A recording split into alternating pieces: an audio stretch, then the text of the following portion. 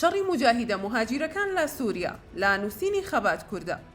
دوای هەڵگیرسانی بەهاری سووری دژی ڕژێمەکەی بەشار ئەسەد لە 2011 هەر خێرا ئیخوانیەکانی حومس و حەما توانیان کۆنتڕۆڵی خەڵکە سوننە مەذهەبنشینەکانی سووریا بکەن و خۆیان پڕچەک بکەن.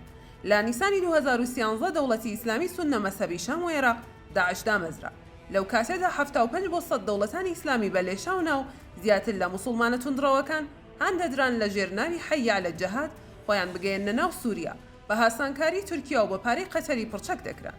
دوای ڕووخانی داعش زۆربەی هەرە زۆریان گیران و کوژران و هەندێکیان خۆیان گەیاندەوە وڵاتانێکە لێوەی هاتبوون و هەندێکیان هەر لە تورکیا و لە ناو سووریا خۆیان لەگەڵ گروپە چەکدارەکانی سووریا بە تایبەتیش بەرەی نووسرە هەتەشە تێکەڵ کردبوو.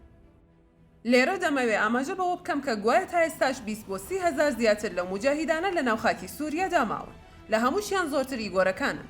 ساڵی پار بە هاوکاری و هاندانی ڕاستە و خۆی ئەردۆگان هەتەشە پڕچەک کرا و ڕژێمەکەی ئەسەد ڕووخا ئەو مجاهیدە مهاجیرانە دەوری کاریگەریان بینی. زۆر خێراش ڕوویان لە شارە عەلەوی نشینەکانی سەردەریا کرد و دوای ئەنجامدانی قەسابخانەیەک لەو ناوچانە جێگیر بوون. هەرچەندە ئەحمەد شەر و دارودەستەکەی خێرا لە ناو وەزارەتە بەرگریە تازەکەی جێکردنەوە و چەند لیوایەک و فیرقەی لێ دروستکردن و سەرکردەکانی پلەی سەربازی پێدان و خزمەتی شاکیکردن و بڕیاریاندا کە لە سووریا نیشتەجێ بکرێن و ببنە خاوەن پاسپۆرتی سووری.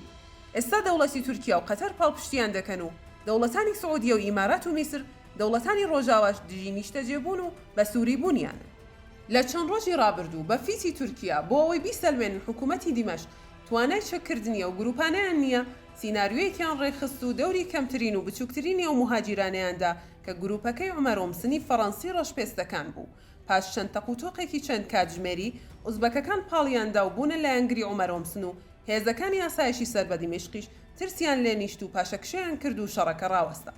ئێستا ئەردۆگان و دەستگا جاسووسیە بەجناوەکەی ترسیەوەیان هەیە بە یارمەتی ڕووسەکان و هاوپەیمانان هەندێک لە هێزەکانی هەسەدە بگەێننە هەر سێ پارێزگا عەلەوی نشینەکەی کەناردەریا بە سەرۆکایەتی عومەر ئیدلیبی کە سەرکردەیەکی باڵای ناو هێزەکانی هەسەدەیە و لە ناو عەلەویەکانیش بە سەرۆکایەتی مەنافتڵاس زۆرترینە و گروپە مجاهیدە ئاوارانش کە لەو ناوچانە نیشتەجێ بوون و دەریان پەڕێنن و چەکیان بکەن یان بیانگرن و ڕەوانەی دەوڵەتەکانی کە لێوەی هاتوون کەنەوە.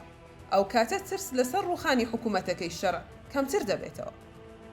ئێستا سووریا نزیک دەبێتەوە لە ساڵێک دوای ڕووخانی ڕژێمەکەی ئەسەد و تا ئێستا لە دوو ناوچە شەڕی پاکسازی تایەفی ڕوویداوە و 4 مانگ زیاتر ڕووبەڕووی هێزەکانی هەسەدە بوونەوە شکستیان هێنا.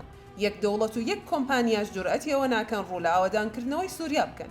زەرەرمەندی هەرە گەورەش تا ئێستا قەتەر و تورکیایە، بە تایبەتیش دەوڵەتی تورک، چونکە لیرەی تورکی ڕۆژانە لە داڕماندایە و کارتەکانی ئەردۆگانیش خەریکە بەرەو کۆتایی دەچن و بانکەکانیش مایە پوچی خۆیان ڕابگەین. پرسیارە گەورەکە ئەوەیە ئایا تورکیا لەگەڵ هەڵگیرسانی پاکتاوکردنی ئەو گروپە توندڕەوە ئیخوانیانە دەست و پەسپی دادەنیشێ یان دەبێت لە ئەنگری کام لایەن بکات گروپەکان یان حکوومەتەکەی دیمەشق؟ چونکە لە ئێستا و مجاهیدەکان پرسیاریەوە دەکەن کە ئایا ڕاستە بەو شێوەیە دیمەشق دژایەتیمان دەکات یا ئەو شەرعیەتێکی خۆمانی بۆ دەکەینە قوربانی ئەو زوڵمە قبول دەکات؟